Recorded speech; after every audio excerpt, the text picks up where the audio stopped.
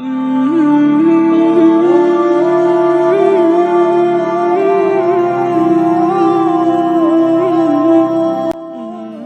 باللہ من الشیطان الرجیم، بسم اللہ الرحمن الرحیم۔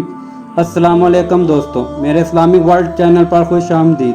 آج میں آپ کو حدیث مبارک پڑھ کے سناؤں گا۔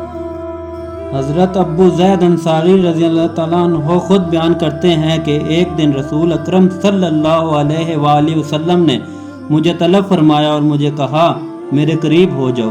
جب میں قریب ہوا تو آپ صلی اللہ علیہ وآلہ وسلم نے اپنا دست مبارک میرے سر اور داڑھی پر پھیرا اور فرمایا، اے اللہ تو اسے خوبصورت بنا دے اور اس کی خوبصورتی ہمیشہ قائم رکھ۔